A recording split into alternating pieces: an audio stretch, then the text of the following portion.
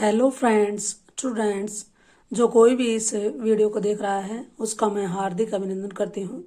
आज का बड़ा ही इम्पोर्टेंट टॉपिक रहने वाला है, क्योंकि ये जो हायर एजुकेशन है, जो हमारा टीजीटी पीजीटी का लेवल होता है, उसमें जो टेस्ट होते हैं उसमें क्वेश्चन आते हैं और बहुत ही इम्पोर्टेंट रहने वाले हैं। अगर चैनल पर आप नए आए हैं तो इस वीडियो को अगर अच्छी लगे तो शेयर करें, और आप इस चैनल पर नए आए हैं तो इस चैनल को सब्सक्राइब भी कर लें, ताकि जो भी मैं नई वीडियो डालूं उसकी जानकारी आपको टाइम टू टाइम मिल सके। और चलिए इस टॉपिक को शुरू करने वाले हैं। इसका नाम है वृत्ति। बहुत ही इंपॉर्टेंट टॉपिक रहने वाला है। वीडियो में शुरू से एंड तक आप बने रहें। अगर वीडियो अच्छी लगे तो शेयर भी कर दें। वृत्ति वृत्ति को क्या कहते हैं? क्रियार्थ भी कहते हैं। जो हमारा जैसे हमारी सामान्य हिंदी उसमें काल होती है, किसी भी क्रिया का काल है, वृत्ति है, पक्ष है, उसमें आज हम करने वाले हैं वृत्ति। वृत्ति का मतलब क्या होता है? क्रियार्थ। क्रियार्थ क्या होता है? यानी कि अंग्रेजी में, इंग्लिश में हम जिसको मूड कहते हैं, किसी व्यक्ति का मूड किस प्रकार का है उसको ही क्या कहते हैं? वृत्ति कहते हैं हिंदी में। ठीक है, तो इस तरह से आप याद रख सकते हैं कि वृत्ति का अर्थ क्या होता है। क्रियार्थ भी कहते हैं इसको कई बार। और क्रियार्थ का मतलब क्या होता है? यानी कि वक्ता या लेखक का कैसा मूड है उसी को क्या कहते हैं? वृत्ति कहते हैं।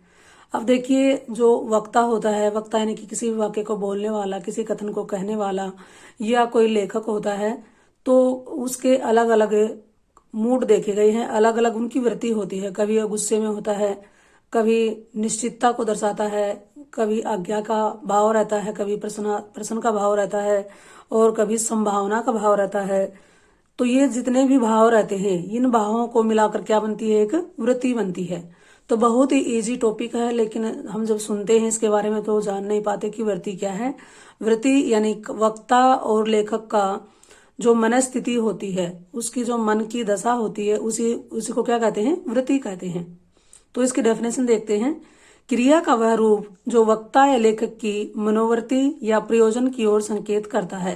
प्रयोजन का मतलब क्या होता है? अर्थ, उसकी तरफ संकेत करता है, उसे वृत्ति कहते हैं। बहुत ही आसान है। वक्ता या लेखक की मनोवृत्ति ही क्या होती है? वृत्ति कहलाती है। उसका जो मूड होता है उसी को क्या कहते हैं? वृत्ति। अब वृत्ति वृत्ति वक्ता की मनस्थिति है, जो वाक्य में क्रिया रूपों द्वारा व्यक्त होती है। यानी कि वाक्य में जो क्रिया होगी उनके अलग अलग जो रूप होंगे उसके द्वारा हम वक्ता की मनस्थिति को पता करते हैं। तो मनस्थिति का पता करना ही, मनस्थिति ही क्या होती है? वृत्ति होती है। तो वृत्ति में क्रिया काल के निरपेक्ष होती है। निरपेक्ष का मतलब काल का कोई समय का बंधन नहीं होता है। तीनों कालों में क्या होती है? वृत्ति पाई जाती है। वर्तमान काल में भी, भूतकाल में भी और भविष्य काल में भी वृत्ति पाई जाती है। तो वृत्ति आपको अच्छे से समझ में आ गया होगा। क्या बताया? जो वक्ता और लेखक का जो मूड होता है, यानी कि किस समय उनकी क्या मनस्थिति है, कैसी उनकी मनोवृत्ति है, उसे ही क्या कहेंगे? वृत्ति कहेंगे। अब मुख्यतः जो मुख्य रूप से वृत्ति 6 प्रकार की होती है। वैसे तो 6 से ज्यादा ही वृत्ति होती हैं, तो मुख्य पूछे तो 6 प्रकार की वृत्ति होती है। अब कुल वृत्ति यहाँ पर हम 8 का डिस्कस करने वाले हैं, और मुख्य कौन सी रहेंगी? 6। जो पहले पहले करवाई जाएंगी वही क्या है? मुख्य है। तो सबसे पहले वृत्ति लेते हैं आज्ञार्थ वृत्ति। नाम से पता चल रहा है आज्ञार्थ, आज्ञा का अर्थ दर्शाने वाली वृत्ति। यानी कि इसमें आज्ञा दी जाती है, इसमें वक्ता या लेखक होता है, उसमें उसकी कौन सी मनोवृत्ति होती है? आज्ञा के भाव रहते हैं। आज्ञा में क्या क्या रहेगा? प्रार्थना, आदेश, उपदेश, ये तीनों भाव रहते हैं। जहां भी वाक्य में हमें प्रार्थना, आदेश, उपदेश दिखाई दे तो वो कौन सी मनोवृत्ति के अंतर्गत आते हैं? कौन सी वृत्ति के अंतर्गत आते हैं? आज्ञार्थ वृत्ति के अंतर्गत आते हैं। जैसे कि एग्जाम्पल के द्वारा देखिए, सुबह जल्दी उठना चाहिए। अब ये देखिए, हमें पढ़ने से पता चल रहा है सुबह जल्दी उठना चाहिए। ये क्वेश्चन आ जाता है, पूछेंगे कौन सी वृत्ति है। तो इसे पढ़कर हमें ऐसा अनुभव हो रहा है कि इसमें क्या दिया जा रहा है? एक प्रकार की एडवाइस दी जा रही है। तो ये उपदेश में आ गया। उपदेश में कौन सी वृत्ति होती है? आज्ञार्थ वृत्ति होती है। इस तरह से हम इनको याद रख सकते हैं। दूसरा सेंटेंस है, हे प्रभु उसे सद्बुद्धि दो। तो देखिए यहाँ पर भी क्या है? उसकी प्रार्थना दिखाई दे रही है कि हे प्रभु उसे सद्बुद्धि दो। यहाँ पर किसके भाव आ रहे हैं? प्रार्थना के। और प्रार्थना किसमें होती है? आज्ञार्थ वृत्ति में होती है। इसी प्रकार आदेश है, तुम्हें कल तक इसे पूरा करना है, तुम कक्षा से बाहर चले जाओ, तुम चुप रहो। इस प्रकार के आदेश है यहाँ पर। तो आदेश अज्ञार्थ वृत्ति में क्या जाना हमने, अज्ञार्थ व्यक्ति में वक्ता या लेखक के आज्ञा के भाव रहते हैं। आज्ञा में प्रार्थना, आदेश, उपदेश, ये तीनों भाव निहित होते हैं। जहां पर भी तीनों भाव है किसी वाक्य में तो वहां पर होती है अज्ञार्थ वृत्ति। ये क्लियर हो गया होगा। चलिए सेकंड नंबर पर कर लेते हैं। सेकंड नंबर पर है हमारा इच्छार्थ वृत्ति। इच्छार्थ, इच्छा का अर्थ रखने वाली वृत्ति। तो इसमें जो वक्ता और लेखक होता है उसमें उसकी इच्छा प्रकट की जाती है। इच्छा में क्या क्या भाव रहने वाले हैं, इच्छा, कामना, साफ, आशीर्वाद आदि का प्रयोजन रहता है। यानी कि वाक्य में हमें इसकी इच्छा भी मिल सकती है, कामना भी, साफ के रूप में भी हो सकता है और आशीर्वाद के रूप में भी ये भाव रहने वाले हैं। किसमें, इच्छार्थ वृत्ति में। अब उदाहरण देखिए, तुम्हारी आयु लंबी हो, ये इच्छा है, इसमें इच्छा के भाव दिखाई दे रहे हैं तो इच्छार्थ वृत्ति हो जाएगी। अगला देखिए, तुम कक्षा में प्रथम स्थान पर रहो, ये उसकी कामना है।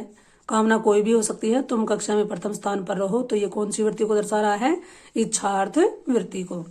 और एग्जाम्पल देखिए, उसे उसका परिवार मिल जाए, ये भी क्या है, ये भी एक प्रकार का क्या है, आशीर्वाद है, यानी कि अच्छे भाव के रूप में हो सकता है। और इसमें जो साप है इसके भाव भी रहते हैं इच्छार्थ में। साप में जैसे हम कह सकते हैं जो नीच हैं या जिसको कहते हैं दुष्टों का नाश हो, इस तरह के वर्ड हो सकते हैं। तुम सदा सुखी रहो, ये आशीर्वाद के रूप में हो जाएगा। तो आपको इस बात का ध्यान रखना है कि इच्छार्थ वृत्ति में क्या क्या होते हैं, किसी की इच्छा, कामना, आशीर्वाद और साप के भाव रहेंगे, वहां पर हो जाएगी इच्छार्थ वृत्ति। तो क्लियर हो गया होगा। अगर इस चैनल पर आप नए आए हैं तो इस चैनल को आप सब्सक्राइब कर लें, और वीडियो आपको अच्छी लग रही है तो इस वीडियो को लाइक करें और अपने दोस्तों के साथ शेयर भी करें। चलिए अगला है थर्ड नंबर पर संभावनार्थ वृत्ति। संभावना के अर्थ को दर्शाने वाली वृत्ति। तो इसमें क्या रहता है, इसमें जो कोई भी कार्य रहता है उसमें संदेह या संभावना की स्थिति बनी रहती है कि हो भी सकता है और नहीं भी हो सकता। संभावनार्थ, संभावना को दर्शाया जा रहा है। एग्जाम्पल है, शायद शाम तक बारिश हो जाए।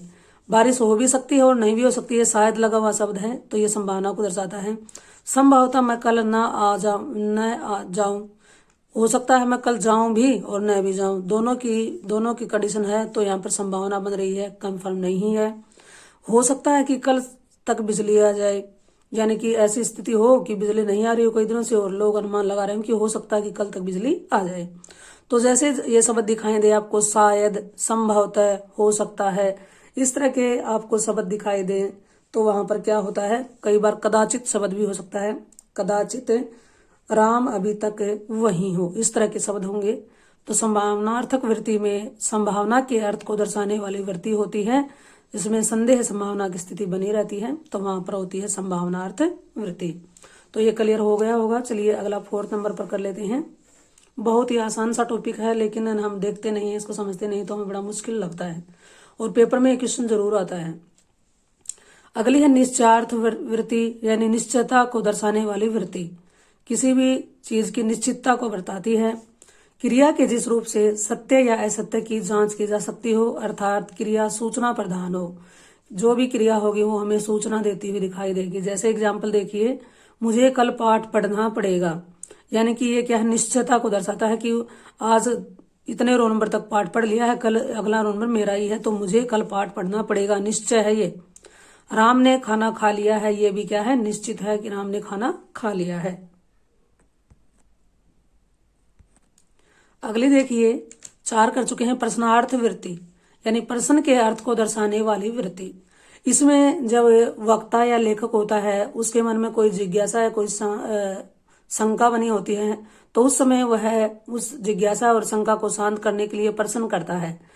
उसे क्या कहते हैं, प्रश्नार्थ वृत्ति कहते हैं। जैसे अब मैं क्या करूं, तुम कहाँ रहते हो, तुम्हारा घर कहाँ है, तुम्हारे माता पिता का क्या नाम है। इस तरह से जहां पर भी वक्ता या लेखक के मन में कोई शंका हो और उसे दूर करने के लिए वो वक्ता या लेखक कोई प्रश्न करे तो वहां पर होती है प्रश्नार्थ वृत्ति। तो अगला चलिए, इसमें अगला है संकेतार्थ वृत्ति। बहुत ही इंपॉर्टेंट है, इस तरह के क्वेश्चन पेपर में आते हुए देखे गए हैं। संकेतार्थ वृत्ति में क्या होता है, संकेत के अर्थ को दर्शाने वाली वृत्ति, यानी कि ये होगा तो वो होगा, ये संकेत है। जब क्रिया की सिद्धि के लिए, क्रिया को पूरा करने के लिए वक्ता शर्त को पूरा होना आवश्यक समझता है, अर्थात एक क्रिया दूसरी क्रिया के लिए शर्त का कार्य करती है। सिंपल से शब्दों में कहूं तो इसका अर्थ है, जहां पर एक क्रिया का होना न होना दूसरी क्रिया के होने या न होने पर निर्भर करता है। अगर एक क्रिया होगी तो ही दूसरी क्रिया होगी, वहां पर कौन सी वृत्ति होती है? संकेतार्थ वृत्ति होती है। एग्जाम्पल देखिए, यदि तुम पढ़ोगे तो सफल हो जाओगे। पढ़ना क्या है? ये संकेत किया गया, यदि तुम पढ़ोगे तभी सफल होगे। सफलता के लिए क्या संकेत है? पढ़ना पड़ेगा। तो यहाँ पर संकेतार्थ वृत्ति में क्या है, आप जान चुके होंगे कि इसमें एक क्रिया का होना दूसरी क्रिया के होने या न होने पर निर्भर करता है, तो वहां पर पाई जाएगी संकेतार्थ वृत्ति। दूसरा एग्जाम्पल है, यदि वर्षा होगी तो फसल अच्छी होगी। वर्षा पर डिपेंड करता है फसल का, एक क्रिया के होने पर दूसरी क्रिया हो रही है। जैसा करोगे वैसा भरोगे। तो मुझे लगता है आप ये समझ गए होंगे, बहुत ही इंपॉर्टेंट है ये। इस तरह के वाक्य आते हैं तो वो कौन सी वृत्ति कहलाएगी? संकेतार्थ वृत्ति। तो मुख्य जो 6 पार्ट थे, हम जो वृत्ति के मुख्य 6 भेद थे वो कर चुके हैं। अब आगे 2 गुण और भी हैं, उनको भी देख लेते हैं। अगला है सामर्थ्य सूचक वृत्ति। सामर्थ्यता को दर्शाने वाली वृत्ति। सामर्थ्यता का मतलब यहाँ पर क्या है? जहां पर किसी के सामर्थ्य की बात की जाए वहां सामर्थ्य सूचक वृत्ति होती है। सामर्थ्य का मतलब ये काम वो कर सकता है या नहीं कर सकता है, उसको कहते हैं सामर्थ्य, यानी कि उसकी शक्ति। इसका सूचक चिन्ह क्या हो सकता है? सक या पा लगा हुआ दिखाई देगा वाक्य में। एग्जाम्पल है, जैसे राम दौड़ सकता है। देखिए यहाँ पर क्या है? उसका सामर्थ्य दिखाया गया, उसमें शक्ति है कि वह दौड़ सकता है। राम दौड़ सकता है। राधा गीत नहीं गा सकती। अब देखिए, ये भी चाहे सकारात्मक हो चाहे नकारात्मक, दोनों प्रकार के वाक्य देखे जा सकते हैं किसमें? सामर्थ्य सूचक वृत्ति में। तो ये बात याद रखनी है, जहां पर भी वक्ता या लेखक की सामर्थ्य की बात की जाती है वहां पर क्या होती है? सामर्थ्य सूचक वृत्ति होती है। वह इतना भार उठा सकता है, ये भी इसमें है। अगर शक्ति है तो वह इतना भार उठा सकता है। अब देखिए लास्ट पॉइंट पर चलते हैं, बाध्यता सूचक वृत्ति। बाध्यता का मतलब किसी के ऊपर दबाव डाला जाता है कि ये काम तो आपको करना ही होगा। जब वक्ता या लेखक को कार्य करने के लिए बाधित किया जाता है या उस पर दबाव डाला जाता है, तो वहां पर कौन सी वृत्ति होती है? बाध्यता सूचक वृत्ति।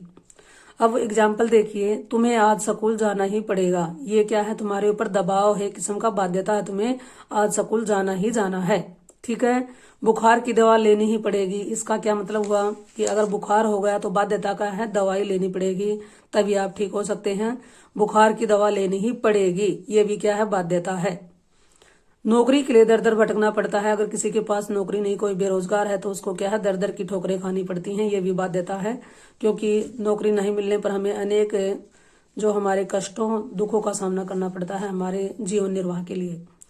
तो मुझे लगता है ये आपको अच्छे से क्लियर हो गया होगा। अगर कोई भी डाउट रहता है तो आप कमेंट में डालकर पूछ सकते हैं। अगर चैनल पर आप नए आए हैं तो इस चैनल को सब्सक्राइब कर लें, और वीडियो आपको अच्छी लगी हो तो ज़्यादा से ज़्यादा इसको अपने दोस्तों के साथ शेयर करें। आज के लिए इतना ही, बहुत ही इंपॉर्टेंट टॉपिक है ये, तो इसे आप अच्छे से अपना कर लें क्योंकि पेपर में आने वाले क्वेश्चन हैं।